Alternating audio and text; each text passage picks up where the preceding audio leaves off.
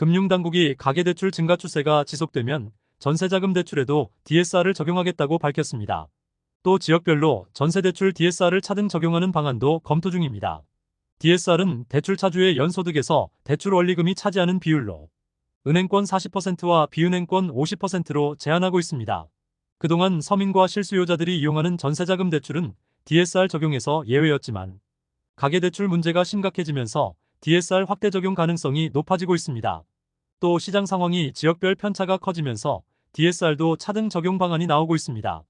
9월부터 시행하는 DSR 2단계도 수도권은 1.2%, 지방은 0.75%의 스트레스 금리를 적용하며 연소득 5천만 원인 대출자가 주담대를 받을 때 지역에 따라 1,500만 원 정도 한도 차이가 발생합니다. 전세대출 DSR 적용은 무주택자뿐만 아니라 일부 유주택자도 피해를 받을 수 있습니다. 소유한 주택을 전세로 주고 본인이 대출을 받아 전세살이를 하고 있는 경우 전세대출 한도가 추가로 감소할 수 있습니다. 전세대출 DSR이 실행되면 전세 끼고 집을 사는 갭투자도 상당한 영향을 받을 전망입니다. 최근 매일같이 이어지고 있는 주담대 금리 인상은 아파트에 이어서 오피스텔로 확산될 전망입니다. 아파트 금리가 오르면서 상대적으로 오피스텔 담보대출 금리가 낮아지는 사례가 발생하면서 은행들이 오피스텔 금리 인상을 본격화하고 있습니다. 실제 우리은행이 최근 대출 관리에 나선 은행 중 처음으로 오피스텔 담보대출 금리를 인상했습니다. 또 주담대 거치기간 폐지와 플러스 모기지론 취급 중단, 갭투자에 활용되는 전세대출 중단 등 전방위적인 수요 억제 방안이 쏟아지고 있습니다. 최근 시중은행의 금리가 내리고 있지만 대출받는 차주들의 금리는 오히려 상승하고 있습니다. 은행들이 리스크 관리 차원에서 관련 대출을 최대한 보수적으로 취급하고 있고 가계부채 상승의 주범인 주담대는 계속해서 금리를 더 올리고 있습니다. 올해 하반기 드디어 금리 인하가 발표될 가능성만 믿고 버텨온 영끌족 입장에서는 그야말로 황당하고 불확실성이 더 커지는 최대 악재 소식입니다. 은행연합회 공시 등에서 올해 6월까지 취급된 주요 은행의 개인사업자 대출이 신용대출 기준 평균금리가 6%대에 육박하고 있습니다. 농협은행이 5.93%로 가장 높았고 기업은행과 신한은행 순으로 나타났습니다.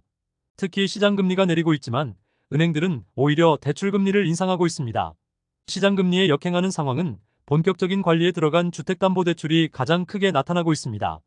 변동형 주담대 금리 등의 기준이 되는 코픽스가 최근 2개월 연속 하락했지만 은행들은 9월 DSR 2단계 시행을 앞두고 선제적으로 주담대 금리를 더 올리고 있습니다. 하나은행과 국민은행, 신한은행과 카카오뱅크 등 시중은행과 인터넷은행들 모두 주담대 금리 인상 행렬에 동참하면서 영끌족들의 어려움이 커지고 있습니다.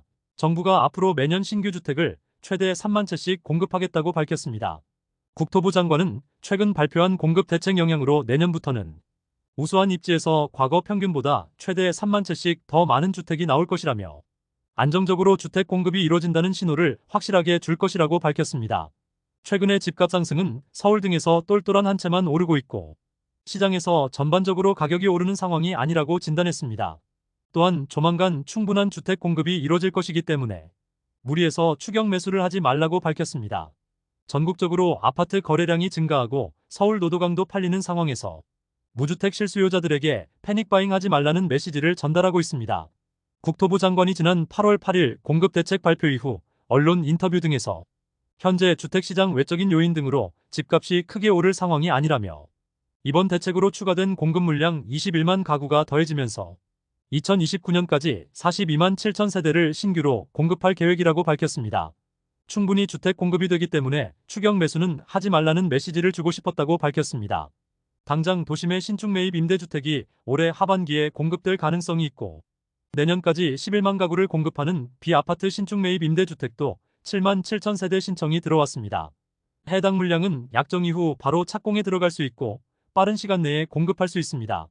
중장기적으론 재개발과 재건축 절차 단축으로 상시 주택 공급 체계를 완성하고 장기적으로 서울 등 그린벨트를 해제하면서 신규택지를 공급할 계획입니다.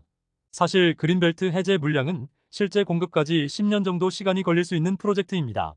현 주택시장에 대해선 서울 지역 똘똘한 한 채만 오르고 있고 다른 지역들과는 차별화가 되어 있다. 시장이 전반적으로 오르고 있는 상황이 아니라고 전했습니다. 침체가 심각한 지방에 대해서는 미분양 주택을 매입하는 시알리치가 9월 중 출시되며 관련 수요조사 결과 5천 가구 이상이 매입 의향을 보였습니다. 가장 중요한 공급 계획은 향후 6년 안에 착공할 수 있는 물량이 33만 세대로 연간 5만에서 6만 세대 정도가 착공에 들어갈 전망입니다. 다만 이런 정부의 발표에도 불구하고 시장 상황은 불확실성이 높아지고 있습니다. 최근 서울 아파트값이 21주 연속 오르면서 상승폭이 더 커지고 있고 88 대책 이후에도 서울 아파트값 불안 상황이 계속 이어지고 있습니다. 정부는 괜찮다며 안심하라며 조금만 더 기다리라는 메시지를 내고 있지만 내 집 마련 고통이 큰 무주택 실수요자들의 불안감은 지속되고 있습니다. LH가 올해 말까지 수도권 공공택지에서 나오는 민간 미분양에 대해서 분양가의 최대 91% 수준에서 구입하는 매입 확약을 시행한다고 밝혔습니다. 민간 건설사 분양 현장에서 미분양이 나와도 정부에 팔 수 있는 길이 열린 것으로 건설사들은 큰 부담 없이 주택 공급 사업을 진행할 수 있습니다. 정부가 최근 발표한 주택 공급 확대 방안에 따른 후속 조치로 미분양 리스크를 LH가 책임지면서 민간 부문의 주택 공급 속도를 높이겠다는 취지입니다. 다만 막대한 세금을 쏟아붓는 내용으로 상당한 비판도 우려되고 있습니다. LH에서 매입 확약을 진행하면 주택 사업 조달 금리가 인하되고 개발 과정에서 본 PF 전환도 더 쉽게 진행할 수 있습니다. 매입 확약 대상은 수도권 공공택지 중 내년까지 착공하는 현장으로 토지 사용이 가능한 주택 약 3만 6천 세대가 직접적인 대상으로 추정됩니다. 실제 매입은 준공 후 남아있는 미분양에 대해서 진행되며 매입 가격은 분양가의 85에서 91% 수준으로 예상되고 있습니다. LH는 매입하는 미분양 주택을 민간 브랜드의 분양전환형 임대로 공급할 계획입니다. LH 사장은 매입 확약이 민간 건설사에는 미분양에 대한 우려를, 무주택 서민들에겐 내 집 마련 불안을 더는 방안이라며 매입 확약이 수도권 집값 안정이라는 구체적인 성과를 내도록 최선을 다하겠다고 했습니다. 민간 분양 사전 청약 현장에서 또다시 사업이 취소됐습니다. LH와 한신공영 등에 따르면 인천 영종하늘도시 한신더규 사업장에서 사전 청약으로 공급한 현장이 사업 시행 2년 만에 취소됐습니다. 사업지는 지상 최고 20층에 전용 84타입 440세대를 건설하려던 곳으로 지난 2022년 8월 375세대를 사전 청약으로 공급했습니다. 당초 계획은 작년 4월 본청약을 진행하고 2025년 6월 입주할 예정이었지만 결국 본청약을 진행하지 못하고 사업이 무산됐습니다. LH가 한신공영 측에 연체 중인 토지 매입 잔금 납부를 요구했으나 대금 납입이 되지 않으면서 계약을 해지하기로 했습니다. 한신공영은 인허가 지연 등으로 사업성이 악화되면서 사업을 포기하기로 했다고 전했습니다. 시장에서는 영종하늘도시 자체가 대기 수요가 풍부한 곳이 아니며 분양가 상한제 등으로 수익성을 맞추기 어려웠던 것으로 예상하고 있습니다. 실제 사전 청약 당시에도 공급 세대수의 6분의 1 수준만 분양이 진행됐습니다. 현실적으로 건설사들도 사업을 중단하고 계약금을 포기하는 방안이 더 큰 손실을 막는 방법이 될 수도 있습니다. 이번 현장까지 포함해서 올해 사업이 취소된 민간 사전 청약 사업장이 총 6곳으로 늘었습니다. 인천과 경남 밀양, 파주 운정신도시와 동탄신도시 등에서 사업 추진이 무산됐습니다. 사전 청약이 무산되면서 내 집 마련 계획이 다 틀어진 수요자들은 당첨자 지위 유지를 원하고 있습니다. 국민청원을 진행하거나 국토부에 항의하는 등 다양한 방법으로 구제 방안을 요구하는 상황입니다.